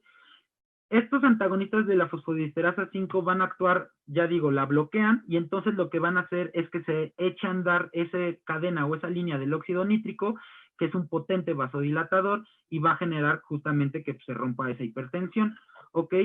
Se considera que el sildenafil tiene una vida media de 8 horas, o que se tiene que dar cada 8 horas, perdón, y la dosis puede ir desde los 0.5 miligramos por kilo hasta los 2 miligramos por kilo. Eso dicen en la mayoría de los estudios. Hay otros estudios que van y lo mencionan que va bastante bien cada 12 horas, pero existe un polimorfismo en cuestión de los receptores en los perritos. Y eso genera que de repente ese paciente que le di 0.5 y le fue súper bien, hay pacientes que le doy 1, o sea, 0.5 miligramos por kilo, y hay pacientes que les doy 1 miligramo por kilo y le estoy haciendo cosquillas por ese polimorfismo. Entonces, debemos de tener cuidado de cuánto mandar. Yo siempre recomiendo mandar la dosis más baja, pero tomar mucho en consideración cómo está este paciente. ¿Se acuerdan de ese paciente que no tenía nada del lado izquierdo y que está enorme el lado derecho, que les comentaba que increíblemente ya casi lleva para 2 años más de vida después de ese evento? A él le di 1 miligramo o 1.5 miligramos por kilo, porque consideré, desde mi punto de vista, que si le daba 0.5, bueno, pues le iba a hacer cosquillas a ese corazón derecho que estaba fatal, ¿vale? En el 2015, hay este artículo de Archivos de Cardiología Mexicana, en humanos hicieron una revisión y justamente habla de todo esto que también se ha visto en humanos y de los beneficios de dar antagonistas de la fosfodiesterasa 5, ¿ok? En perritos tenemos varios estudios en los cuales, por ejemplo, ¿se acuerdan de este estudio de los 25 perritos tratados por hipertensión pulmonar asociada a problemas respiratorios? Pues se vieron que 35% murieron o aplicaron eutanasia en el primer mes, aún tratados con sildenafil. 50% alcanzaron la mortalidad 6 meses después de iniciado el estudio, aún tratados con sildenafil. 4 perritos vivieron hasta 5 años posterior al diagnóstico. Independientemente de estas tasas de mortalidad que son bastante agresivas, se observó en el estudio que el tratar con sildenafil, al ser un antagonista de la fosfodiesterasa 5, ayudó bastante a los pacientes, y en todos los monitoreos se vio que la presión de regurgitación de la tricúspide mejoró significantemente por el tratarlo con sildenafil. Es decir, que no, la culpa no la tiene el medicamento, no es que no funcione, es que la enfermedad tiene un pésimo pronóstico, por eso tenemos esas tasas de mortalidad, pero comprobó que el sildenafil va bastante bien para la hipertensión pulmonar de tipo respiratorio. Este estudio lo trató para muchas cosas, aquí vemos para ductus, mixomatosa, dilatada, comunicación interventricular, filarias, enfermedad pulmonar obstructiva crónica, bla, bla, bla. Y en ellos también vieron que el 83% de los pacientes actuaron o tuvieron una mejoría por el sildenafilo. Solamente en el 17% no vieron una mejoría. Ellos aquí hablan de una dosis de 1 miligramo por kilo cada 12, incluso cada 8 lo pudieron llegar a ver, y disminuyó en un 60% la presión de la arteria pulmonar. Es decir, de cómo llegaron, empezaron a tratar, y el 83% que se vieron beneficiados con el sildenafil les redujo al 50% o más, ¿vale? Solamente 2 perritos, es decir, menos del 2%, presentaron efectos secundarios como diarreas, y en realidad remitió el evento bajando la dosis. Yo solamente he visto un paciente, y no, bueno, fue porque me lo comentaron los colegas, que tuvo efectos adversos al sildenafilo. De ahí en más, la verdad es que ningún paciente yo he visto. Varios reportes existen de que el sildenafilo, en realidad los efectos adversos son raros, aunque sí pueden estar presentes. Entonces, bueno, este estudio igualmente nos habla, ¿da sildenafil? Sí, sí da sildenafil. ¿Por qué? Porque el antagonista de la fosfodiesterasa 5 y se va a ver beneficiado al paciente. En este estudio de 28 perritos con hipertensión pulmonar, se trató de ver si el pimobendan, al ser un antagonista de la fosfodiesterasa 3, podía ayudar o había una mejoría cuando los combinamos. Se vio que no. O sea, no existe una evidencia, no existe justificación de dar pimobendan más sildenafilo, porque no va a haber una mejoría significativa. De hecho, no vieron mejoría entre los grupos tratados con sildenafilo o sildenafilo más pimobendan. Entonces, ¿doy los dos? No. ¿Doy pimobendan? Tampoco. Da sildenafil. ¿Por qué? Porque tienes hipertensión pulmonar. ¿Ok? ¿Se acuerdan de la L-arginina, que es un precursor del óxido nítrico y bla, bla, bla? Bueno, en este estudio trataron de ver si la L-arginina ayudaba suplementándola al sildenafil. Esto fue meramente experimental, no fue con historia natural de enfermedad, y ellos lo que vieron fue que tampoco. Sildenafil solo es como les ayuda, no le pongas L-arginina, no le pongas pimobendan, solo sildenafilo, ¿va? El sildenafil es el tratamiento de elección y es lo que tenemos que usar. Problemas del sildenafil: la mayoría de nuestros pacientes pesan menos de 10 kilos, ¿no? Eso no me lo pueden negar ustedes. Traten de dosificar una tableta de sildenafilo a 0.5 miligramos por kilo en un paciente de 10 kilos, serían 5 miligramos. Las tabletas son de 50 o de 100 miligramos. O sea, es imposible. Yo lo que hago es las mando dosificar. Pero claro, en donde yo las mando dosificar, donde yo conozco que las dosifican, en donde yo vivo, a veces tardan 1 o 2 días. Cuando les va bien, se las entregan ese mismo día, pero la mayoría de las veces tardan 24 horas. Y son 24 horas que ya perdimos sin tratamiento. Entonces es un problema no tener sildenafil de uso veterinario en una presentación adecuada, ¿vale? Ese sería en realidad el problema que le veo. Opciones para el sildenafil: bueno, de la misma familia se estudió el tadalafil. Problema, bueno, se observó en este estudio que va a actuar de la misma manera. Este estudio, si no me recuerdo, es del 2019, creo, por ahí. Tiene el mismo efecto, ventajas del tadalafil contra el sildenafilo, que el tadalafil trabaja cada 24 horas, es decir, yo puedo tener un mejor manejo o puedo darle más espaciado el tratamiento, porque muchos de los propietarios les dices cada 8 y bueno, te quieren matar, ¿no? Como si nosotros tuviéramos la culpa. Entonces, esa fue una ventaja que ellos vieron comparado con el sildenafil. Problemas: el sildenafil en México, sé que por ejemplo el sildenafil en Europa es muy caro, muy caro, o sea, de verdad muy caro, ¿va? En México no lo es tanto, vaya, o sea, es un tratamiento que sí puede ser costeable por la mayoría de los propietarios. El tadalafil, yo lo traté de mandar con un paciente, le hice las cuentas. Si no mal recuerdo, ese paciente solamente de tadalafil al mes, solamente de ese medicamento, sí va a estar gastando como 4,000 pesos, más o menos en promedio de tratamiento. Es bastante costoso, ¿ok? Pimobendan ya platicábamos, o bueno, otras opciones de tratamiento no se ha visto beneficiados. Hay un estudio que dice que sí se vio beneficiado, pero era porque tenía el paciente mixomatosa. Si vemos el Advent Consensus y los estudios EPIC, bueno, pues ya sabemos que el pimobendan para mixomatosa sí tiene buenos beneficios, y por eso es que se considera que ayudó cuando fueron tratados sus pacientes con hipertensión, repito, con mixomatosa. En los demás pacientes que su origen de hipertensión pulmonar no sea por una mixomatosa o de origen cardíaco izquierdo, la verdad es que no se van a ver beneficiados, ¿ok? Otros estudios han visto de la milrinona, es sumamente cara, inhibidores de la tirosinquinasa, la verdad, los compañeros que se dedican mucho a onco nos podrán hablar acerca del costo-beneficio. No desconozco si es barata o no es barata, pero solamente se ocupa en humanos para aquellas que son refractarias. Es decir, cuando yo te necesito más dosis del sildenafilo, entonces muchas veces para no ver efectos secundarios, utilizamos estos medicamentos y de hecho sí está aprobado en veterinaria. Sí hay un estudio que demostró que sí disminuye significativamente la hipertensión pulmonar. La arginina, ya platicábamos de este estudio, que no sirve para nada. ¿Y qué concluye el tratamiento del consenso? Que no existe evidencia en la literatura ni experiencia anecdótica para dar otras terapias que no sea sildenafil en la hipertensión pulmonar. Es decir, que esos bloqueadores de calcio, antagonistas de la endotelina, prostanoides, etcétera, etcétera, etcétera, no están recomendados para utilizarlos. Solamente el sildenafil está recomendado. Repito, problema que yo le veo, dosificarlo. Muchas ocasiones es un problema. Otra, lo necesitas de ya. O sea, llegó tu paciente, lo necesitas ya, y no lo tenemos inyectado tampoco, ¿va? Entonces, ese sería como el problema. Pero paciente con hipertensión pulmonar, ¿cómo lo trato? Con sildenafil. Hipertensión pulmonar. La causa secundaria la tengo que buscar siempre, ¿vale? Siempre, siempre. ¿Cómo la voy a tratar? Pues eso no se los puedo decir porque necesitaríamos hablar puntualmente de cada una de las causas. El monitoreo se considera que puede ser 2 semanas después para ajuste de dosis. Después de ahí, citas cada 3 a 6 meses. O cuando en realidad el paciente lo necesite. Otra vez se me puso mal, pues nada, nos vemos antes, ¿ok? Pronóstico siempre va a ser malo. Algunos reportes en humanos nos hablan de 3 años de sobrevida, va a depender mucho o totalmente de la causa y el tipo de lesión que ya se haya generado.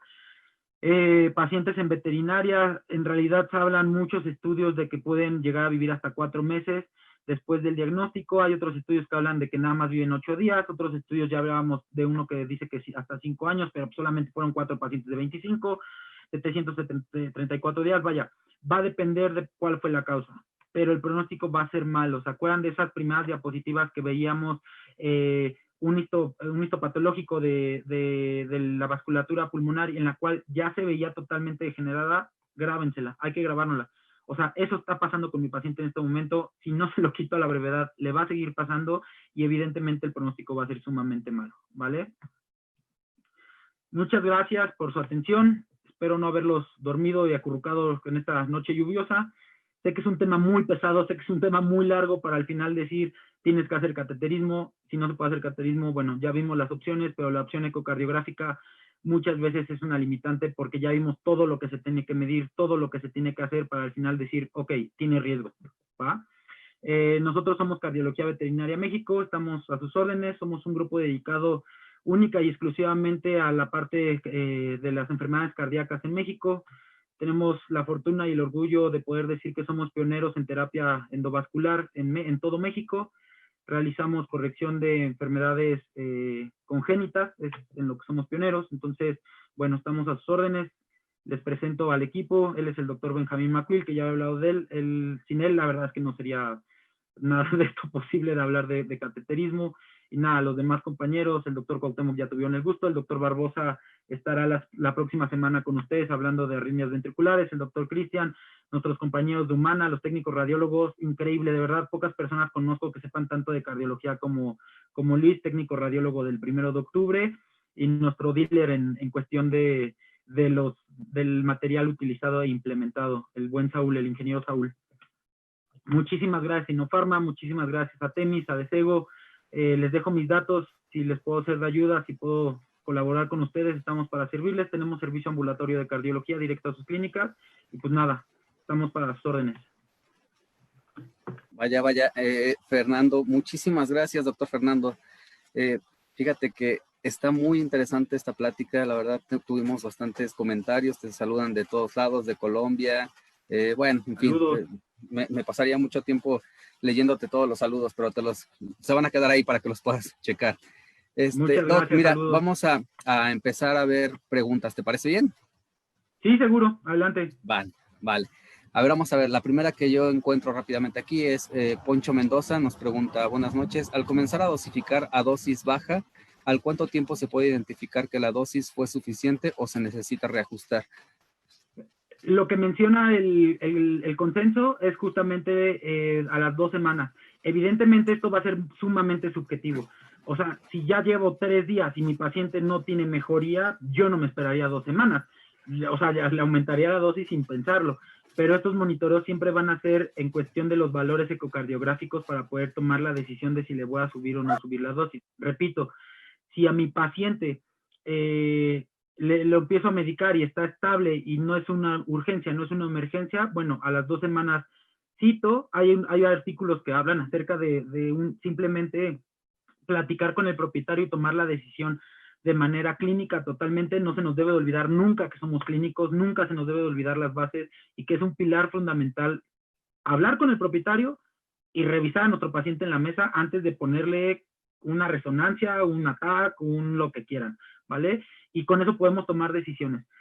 El consenso, repito, te dice que a las 2 semanas iniciado tratamiento lo puedes revisar, pero eso lo va a decir el paciente. Si mi paciente no mejora a las 72 horas, yo ni siquiera lo pensaría. Ok, gracias, doctor. Vamos a ver otra pregunta. Nos dice Beatriz Midu, ¿qué dosis de tadalafil usas?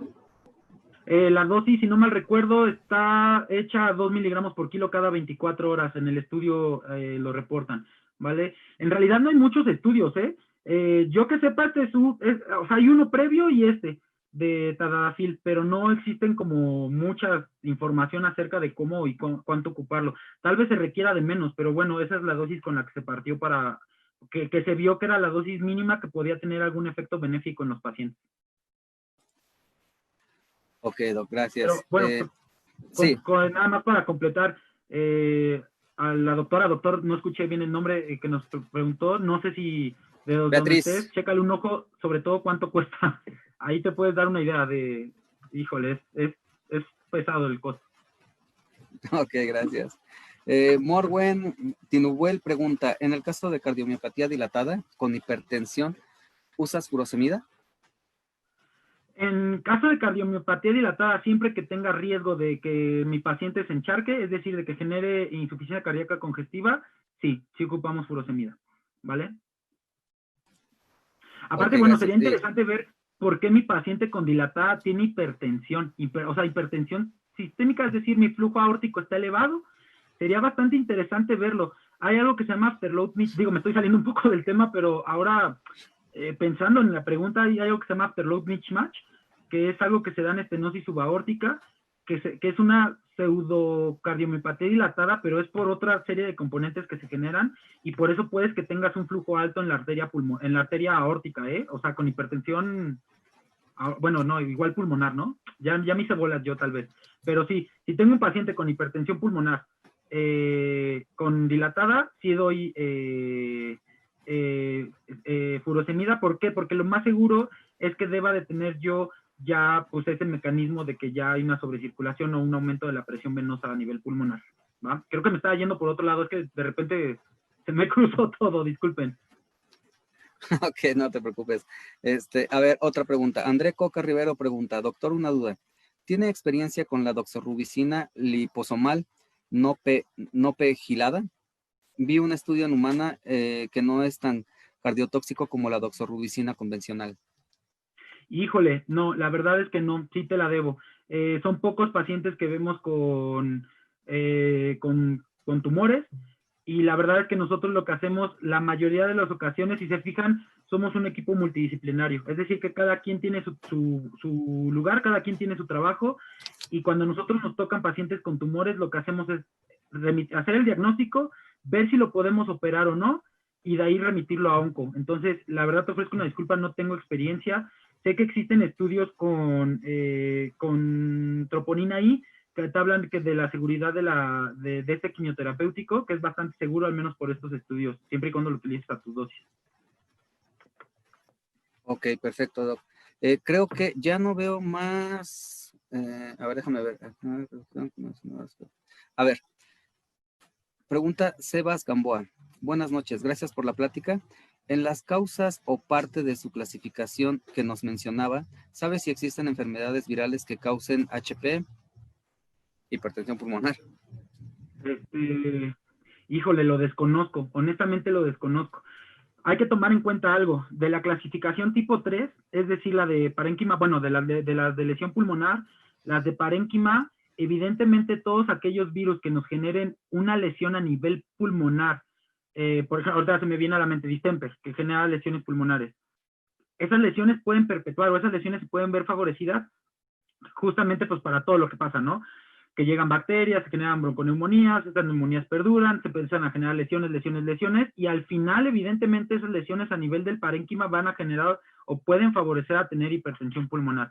Puntualmente, ahorita que yo te diga, esta enfermedad en específico va a generar, esta enfermedad viral va a generar hipertensión pulmonar, la verdad no me llega una a la mente. De manera así directa, por todos los mecanismos que generan los virus a nivel pulmonar y esto que ya platicamos de las bronconeumonías, sí, o sea, cualquiera te lo puede generar de manera crónica.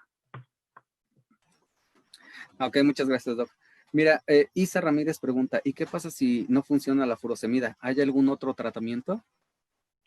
Para el edema pulmonar en la insuficiencia cardíaca congestiva, ¿no? Es de la pregunta de cardiomiopatía dilatada. Puedes utilizar algún otro diurético.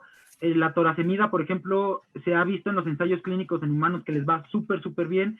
Te puedo decir que la vi en acción en España y la verdad es que les va súper bien. Problema, no sé de dónde nos escribas, Doc, no hay en México. Yo tengo un par de pacientes, pero bueno, ellos se encargaron de traerla de Europa y de Estados Unidos. Entonces, pero si la puedes conseguir, te juro que le va a ir súper bien a tu paciente. Si no, aumenta la dosis o combínala con algún otro diurético. Ok, Doc, gracias. Mira, aquí otra pregunta. MBZ Mónica Aguilar pregunta, buenas noches, doctor. ¿Ustedes pueden operar tumores de la base de la aorta, que sería un quimiodectoma? Sí, sin problema.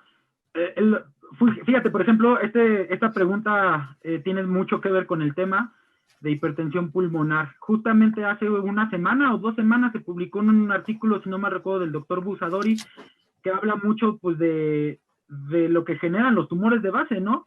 Que muchas veces no son malignos, pero que esos tumores te van a generar un aumento de la presión a nivel pulmonar por compresión de la rama o de las ramas pulmonares, que es justamente uno de los mecanismos del tipo 6 que hablamos en la clasificación, y que al ser inoperables muchas veces tú tienes que buscar la manera de quitarle esa sobrepresión. Entonces, si lo podemos operar, sí, ahí están mis datos, si quieres escríbeme y te platico cuáles son las opciones, desde poder hacer la resección o poder o colocarle un stent pulmonar, que por ejemplo es justamente lo que habla el doctor Busadori en este artículo de hace un par de semanas. Ok, muchas gracias, Doc.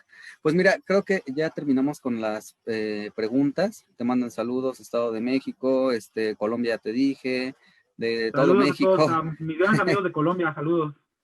Sí, todas las preguntas pueden seguirlas haciendo aquí en los comentarios. El doctor Fernando García va a estarlas contestando, nos va a hacer favor de irlas contestando. Y si no, pueden mandarle sus dudas a su correo electrónico. Ahí también ya dejó su teléfono para que puedan contactarlo.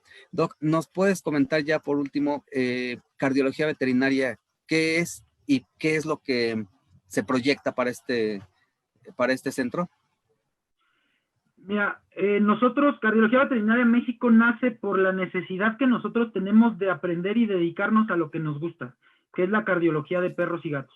Eso es lo que a nosotros nos apasiona como grupo, eso es nuestra razón de ser. Por limitantes internas o externas del país, pues no se podía lograr lo que nosotros soñamos en algún momento. En mi caso de niño, mucha gente no me lo cree, pues desde niño quiero dedicarme a esto. De la necesidad de dar ese paso que faltaba en México, ¿no? De no solamente decir, tiene, por decir algo, estenosis pulmonar. Pues dale betabloqueador y pues ahí se quede porque en México no somos capaces de hacer lo que hace el primer mundo. No, Cardiología Veterinaria en México nace por eso, por esa necesidad, una, de dar el siguiente paso hacia la parte quirúrgica en cardiología, dos, de hacernos ver y darnos cuenta de que el hecho de que vivamos en X o Y lugar no es una limitante, al contrario, es una facilidad y que se puede hacer y se puede hacer tan bien como se hace en otras partes del mundo, llámese países del primer mundo. Por eso es que existe Cardiología Veterinaria en México, por esas ganas de seguir adelante y de hacer lo que a nosotros nos apasiona, que es la cardiología veterinaria, hoy en día la cardiología intervencionista veterinaria, y en un futuro yo estoy seguro que no mañana, no pasado mañana, pues este año mucho menos, ¿verdad? Con el COVID, pero que sí en un futuro vamos a poner a México en la cirugía abierta de corazón para resolver problemas mitrales. De eso estoy seguro y no me cabe duda, para allá vamos. Nosotros no trabajamos para nuestros pacientes, yo siempre se los digo y eso que les quede muy en claro a todos los compañeros. Nosotros, nuestras razones de trabajo es para ofrecerle el servicio a los compañeros veterinarios y poder atender de esa manera a sus pacientes, que sus pacientes tengan un buen desenlace o el mejor desenlace posible dentro de sus clínicas, dentro de sus consultorios y siempre con su médico de base. Nosotros somos un apoyo para todos ustedes y para eso estamos, para trabajar codo a codo por el bien de sus pacientes. Perfecto, pues muchas gracias. La verdad es que yo también creo que el área de cardiología en veterinaria está creciendo mucho, vamos para allá. Hemos estado dando pláticas, o bueno, no dando nosotros, ¿no? Yo no. Hemos estado invitando a ponentes de cardiología para que nos den pláticas sobre estos temas, porque además tenemos en Inofarma algunas sorpresas que ya vendrán más adelante. Las iremos viendo poco a poco, ¿no? Doctor, muchísimas gracias. Voy a despedir, voy a hacer unas menciones y posteriormente regreso contigo. Pues muchas gracias a nuestros colaboradores, que son todos nuestros distribuidores a nivel nacional en la República Mexicana. También estamos ya en Guatemala con Global Vet, en Perú con Improvet. Bueno, ya les mencioné hace rato que vamos a estar en el CVDL, en el Congreso Veterinario de León, con muchas promociones. Por favor, ingresen a www.inofarma.com.mx y en la sección de representantes ingresen y mis compañeros representantes y mis compañeras promotoras pueden contactarlos y darles las promociones que tenemos para el Congreso de León. También les hago mención que vamos a estar en Congreso Veterinario en Perú, que es IGNEO, con distribuidora Improvet. Pueden entrar también ahí a la página. Vamos a tener un stand virtual donde también nos pueden encontrar. Los va a dirigir directamente a la página y pueden hacer sus pedidos. Si eres distribuidor en otro país que no sea México y estás interesado en la distribución de nuestros productos, puedes ingresar a la sección de exportaciones y también con gusto te van a atender para poder llegar a un acuerdo. También, bueno, gracias a Centro de Estudios Avanzados en Medicina Veterinaria, que nos ha ayudado mucho con la difusión de estos eventos. SEAMVET, del doctor Isidro Castro, que le mandamos también un abrazo como cada miércoles que lo menciono. Felicidades a los médicos veterinarios que nos ven desde Perú, que hoy es su día allá en Perú. Aquí en México es hasta agosto, pero bueno, les mandamos un saludo a nuestros hermanos peruanos veterinarios. No olviden buscarnos en las redes sociales como Loeffler-Inofarma y en la página www.inofarma.com.mx. También les hago la invitación para el próximo miércoles, estar aquí en punto de las 8 de la noche con el doctor Marco Antonio Barbosa, que nos va a dar también otra plática de cardiología. Y bueno, cada miércoles tenemos estas pláticas. También el 16 de julio tenemos una plática de grandes especies, vamos a hablar algo de caballos. Y por favor no se lo pierdan, ingresen ahí a la página en Facebook y pues van a poder ver todos estos eventos. Doctor, pues muchas gracias, yo termino con esto. Yo soy el doctor José Ruiz Zaragoza, gerente técnico del Laboratorio Inofarma, y me da mucho gusto que hayas aceptado formar parte de esta hermosa familia del Laboratorio Inofarma. No, muchas gracias a ustedes, a Inofarma, a ti. La verdad es que estamos muy agradecidos en Cardiología Veterinaria México porque nos den esta oportunidad. Siempre lo decimos, estamos para colaborar, estamos para hacer que esto crezca, como bien lo dijiste. Muchísimas gracias a Temis, a Desego, por las facilidades, por el excelente equipo de ESG que cuentan. Y pues nada, muchas gracias a todos los colegas que hoy nos acompañaron. Perfecto, pues bueno, ya no nos queda más que despedirnos. Los invitamos para que nos estén sintonizando todos los miércoles en punto de las 8 de la noche. Y bueno, pues de mi parte sería todo. Nos vemos pronto y hasta la próxima. Hasta luego. Hasta luego.